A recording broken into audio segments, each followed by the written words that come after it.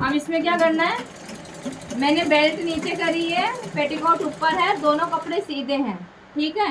अब इसमें क्या करना है, अब यहाँ बड़ी कली के अंदर सल आएगा, देखो ये बड़ी कली है मेरे हाथ में, ठीक है। ये बड़ी कली में इसके आधी दूर में ये या एक कली है, एक कली है, बीच में लाइन दिख रही है, इस लाइन का भी आधा इधर ऐसे, हाँ ऐसे सल जाएगा। एक इधर आ गया, एक इधर आ गया। अपन ने 4 इंच लिया था 4 सल के लिए, तो ये ऐसे लगेंगे टक्स इसके अंदर, ठीक है ना। फिर ऐसी सीधी सिलाई जाएगी, बाकी फिर बड़ी कली में 2 टक्स लगेंगे। इस तरह से सिलना है, बहुत अच्छे से सिलना है। इधर देख लो। अब फिर वापस इसको नापेंगे, ये देखो बिल्कुल बराबर आ रहा है, बराबर इस तरह से, है ना। जो प्लस करवाया था ना मैंने, वो प्लस इसमें ऐड होएगा ऐसे। फिर वापस ऐसे,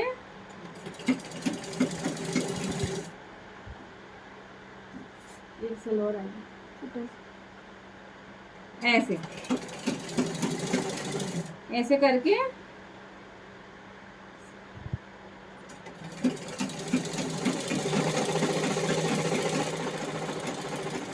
इस तरह से। आ गई बात समझ में, ऐसे लगेगी ये बेल्ट। अब ऊपर की बेल्ट कैसे लगानी है, ऐसे देखो, ऊपर की बेल्ट लगानी है इस तरह से लेकर के ऐसे फोल्ड करेंगे, आधा इंच इधर से, और इसके ऊपर इस सिलाई के ऊपर रख देंगे इस तरह से, ऐसे, ठीक है। इस तरह से रखने के बाद में इसको ऐसे डबल सिलाई लगानी है स्टार्टिंग में।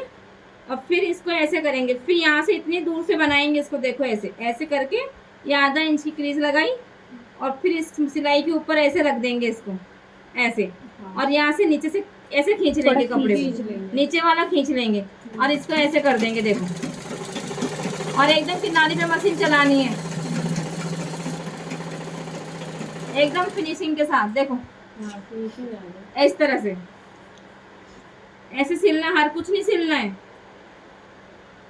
बेल्ट में सड़ गड़ा। हाँ तो इनको मतलब ये कपड़ों नीचे से खींचना है, ऊपर से नहीं खींचना, नीचे वाला कपड़ा खींचेगा, थोड़ा ही खींचना है, हाँ थोड़ा थोड़ा खींचना है। और इसको आधा इंच का ऐसे करके ऐसे रखना है, बस इस तरह से ऐसे, कहीं पे एक भी सल नहीं आएगा। आई समझ में?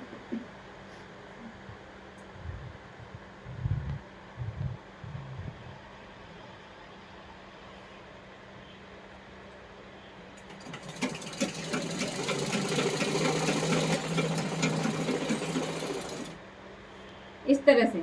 अब देखो ये कपड़ा जो ये कपड़े से भी ये कपड़ा ज्यादा हल्का है, अब इसमें बढ़ रहा है आधा